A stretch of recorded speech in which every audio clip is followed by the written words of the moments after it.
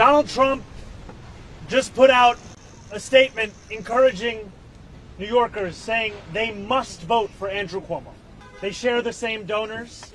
They share the same small vision. They share the same sense of impunity.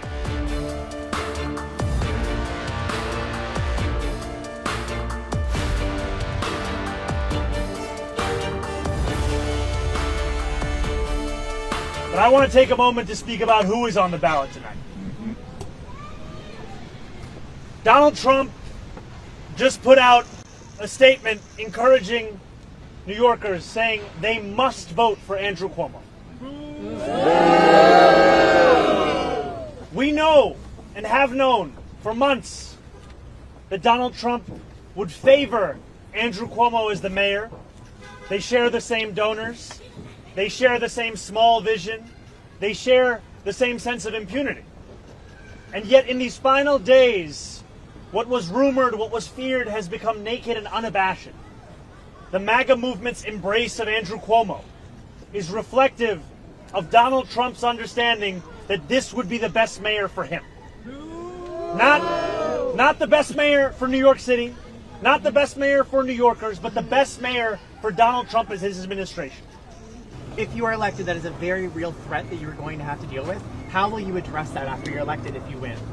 I will address that threat for what it is. It is a threat. It is not the law.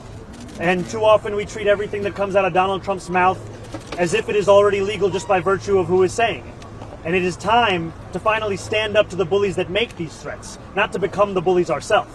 And we've seen time and time again that the best way to respond to Donald Trump and to defeat these kinds of threats is to actually stand up and fight back. You've seen leaders across this country who have shown their unwillingness to compromise on their own morals and their own values as the way in which they fight back. And too often what we found in New York City is instead a willingness to capitulate and coordinate. And all of this with the most collaborative mayor you could find for Donald Trump in New York City. Donald Trump ran a presidential campaign with the promise of cheaper groceries. Donald Trump ran a presidential campaign committing to lowering the cost of living. What our success will show is that it is not enough to diagnose the despair in working class Americans' lives. You have to actually deliver on the agenda. And that is what we intend to do each and every day while we are in home. You know, I will always speak to every New Yorker who calls the city home. And while I'm looking to speak to Donald Trump's voters, Andrew Cuomo is looking to speak to Donald Trump's donors. That's the difference here. These are New Yorkers who voted for the president in the hopes of having a lower cost of living and who instead found that their despair was exploited as a means by which to deliver the political prosecution of Donald Trump's enemies and the enacting of the single largest deportation force in American history.